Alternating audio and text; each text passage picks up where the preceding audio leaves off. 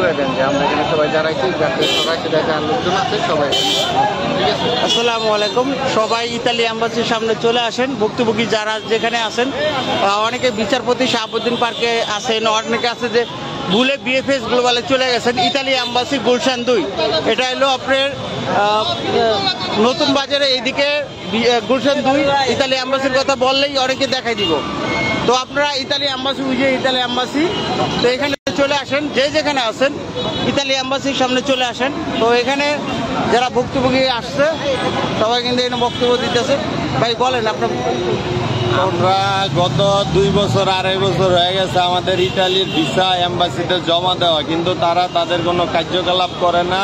আমাদের রিসিটে লেখা আছে 3 মাসের ভিতরে আমাদের ভিসা দিয়ে দিবে। ঠিক আছে, এখন আমাদের 1.5 থেকে 2 বছর হয়ে গেছে গা, 1.5 থেকে 2 বছর হয়ে গেছে গা, 2.5 বছর হয়ে গেছে গা, আমাদের এখনো ভিসা দিতেছে না। আমরা এই জন্য পিছনে কয়েকবার মানে 4 থেকে 5 বার আমরা মানববন্ধন কর্মসূচি করছি। আমাদের একটা আশ্বাস দেওয়া হয়, আমরা পররাষ্ট্র মন্ত্রণালয়ের সামনে গেছি, আমরা প্রেস ক্লাব গেছি, আমরা শাহাবুদ্দিন পার্কে যমুনার সামনে মানববন্ধন করছি। সবাই আমাদের একটা আশ্বাস দিয়েছে আসলে আমাদের ভিসা দিয়ে দিবে, কিন্তু এখন আসলে কাজের কাজ কিছু হচ্ছে না। আজকে আমরা 2 বছর সেখানে যদি লাভ করতেছে না, আপডেটে পড়ে রয়েছে। কারণ কি, সারা ওয়ার্ল্ডের এমন কোন দেশ নাই যা রয়েছে, এটা পৃথিবীর কোথাও নাই। হয়তো 15 দিন, 1 মাস, 2 মাস এর ভিতরে ভিসা ডেলিভারি দিয়া দেয়। আজকে আমাদের 2023 সালে আমার ভিসা জমা দিচ্ছি, আজকে 23 গেছে, 24 গেছে, 25-এ পড়ছে, এখন আমাদের ভিসা আমরা পাইতেছি না। তো আমরা শান্তিপূর্ণ একটা কর্মসূচি করতেছি গুলশান 2-এ এম্বাসির সামনে। যারা আছেন সবাই দলে দলে আসেন। আর আমরা মিডিয়া ভাইদেরকে বলবো যে আসলে আমাদের যে কথাগুলো, মনের কথাগুলো আপনারা ঠিকমতো সরকারের কান পর্যন্ত পৌঁছায় দেন না। কারণ সরকারের কান পর্যন্ত যদি পৌঁছায় দেন তাহলে আমাদের যে প্রবলেমটা, এটা দেশের প্রবলেম। ঠিক আছে, কারণ আমরা দেশের রেমিটেন্স যোদ্ধা, আমাদের প্রতিটা ফ্যামিলি 2-1 জন করে রেমিটেন্স যোদ্ধা সারা ওয়ার্ল্ডের সব দেশে কম বেশি আছে।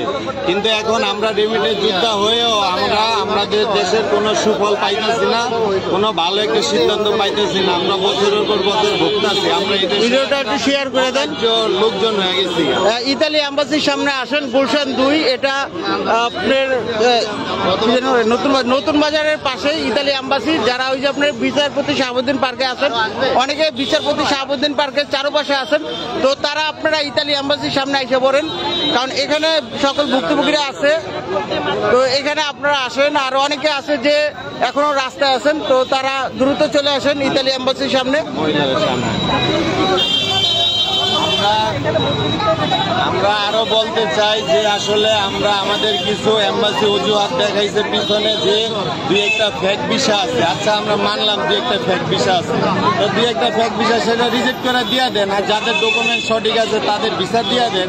এটা তো 2 বছর 2.5 বছর এটা রাখার কিছু নাই। ঠিক আছে, আর তার চেয়ে বড়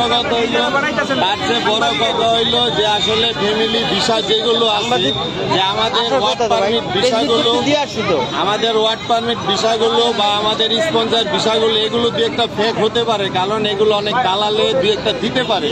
কিন্তু সবচেয়ে বড় কথা হইলো যে ফ্যামিলি ভিসাগুলো আছে, ফ্যামিলি ভিসাগুলো তো কোনো ফেক হওয়ার কথা না। কারণ যার ওয়াইফে যাইব তার হাজবেন্ডের ভিসাটা পাঠাইছে, যার মেয়ে যাইব তার বাবা ভিসাটা পাঠাইছে।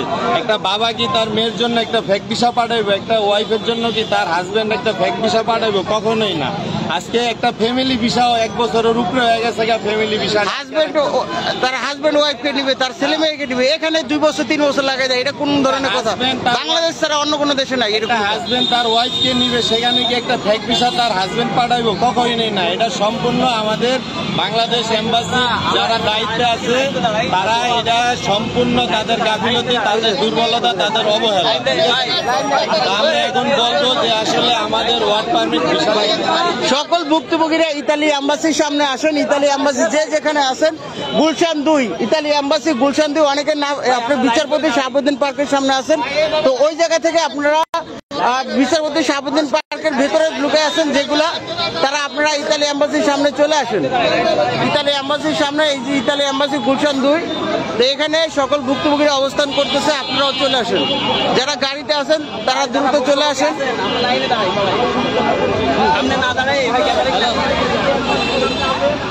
ভিডিওটা শেয়ার করে দেন।